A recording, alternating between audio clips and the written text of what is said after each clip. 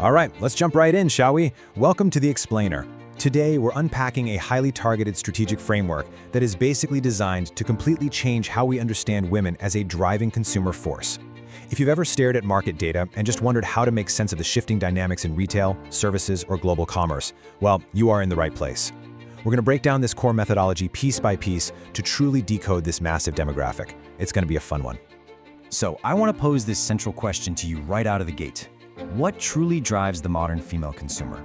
You know, for way too long, markets have treated women as just this single monolithic block. And honestly, that's fundamentally flawed. To really figure out what's happening out there, we have to fragment the data. We need to ask what underlying mechanics are actually driving these massive global shifts in purchasing.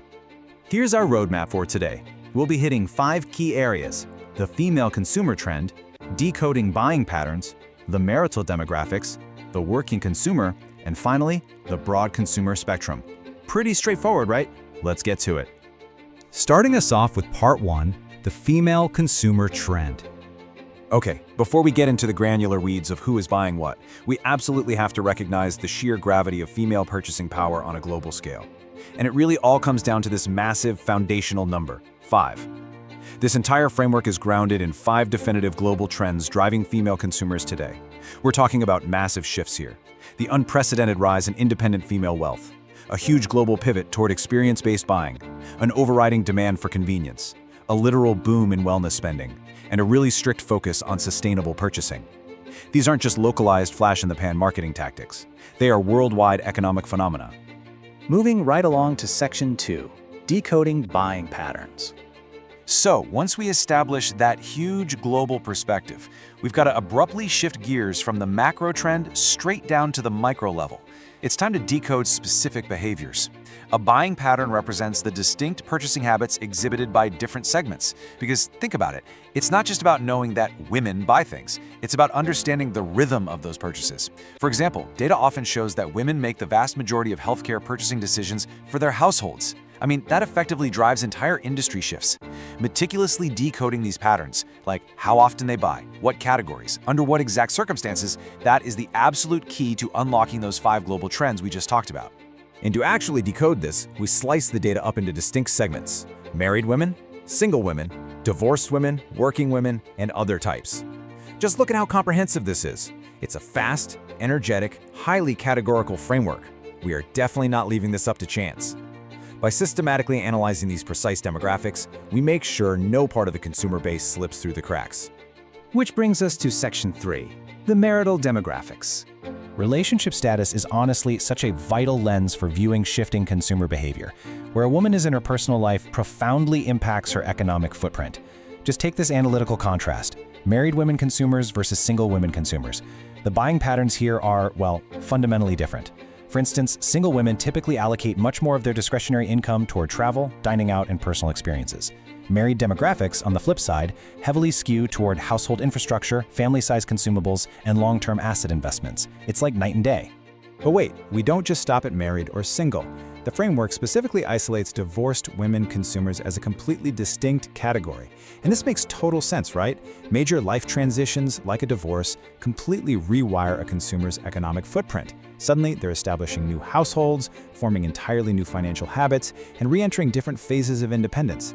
This segment captures highly specific, transitional consumer trends. Think sudden spikes in real estate movement, home furnishing, or personal finance services, things that are so often entirely missed by broader marketing models. All right, shifting gears a bit to Section 4, the working consumer. Stepping out of the domestic sphere, we have the working women segment. Evaluating this specific group really forces us to view the consumer through a purely economic lens. A working consumer has entirely different time constraints, distinct professional wardrobe requirements, commuting expenses, and, very often, much greater independent purchasing power. By establishing working women as a standalone segment right alongside those marital categories, we basically guarantee that our analysis respects professional life as a massive driver of distinct buying patterns. And finally, wrapping up our categories with Section 5, the broad consumer spectrum. Look, any good analytical framework has to acknowledge its own limits, right? Human behavior is just incredibly complex. Which brings us to this crucial catch-all category, the other types of women. This accounts for the full, diverse spectrum of female consumers. We're talking about university students, retirees, women taking sabbaticals, or full-time caregivers who aren't formally employed, the whole shebang. Including this ensures the framework stays flexible and exhaustive, so we're never just assuming that the preceding labels somehow magically cover 100% of the market. So let's pull all of this together into a quick two-step masterclass based on everything we've covered. Step 1, grasp the overall macro trend. You really have to understand the big picture of female purchasing power first. Then, Step 2, identify the precise, granular buying patterns of the different segments we just walked through. Mastering that macro trend in Step 1 directly leads to the granular identification you need in Step 2. You literally cannot successfully do the second without the first. If you take away just one thing today, let it be this core directive. Identify the buying pattern of different women consumers. That is the engine driving this entire methodology. The whole point of breaking demographics down into married, single, divorced, working, and others is to execute this exact action.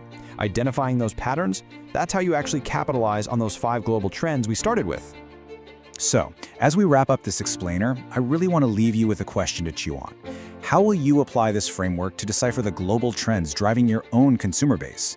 We've seen exactly how a meticulous, categorical breakdown transforms a massive demographic into understandable, highly actionable data.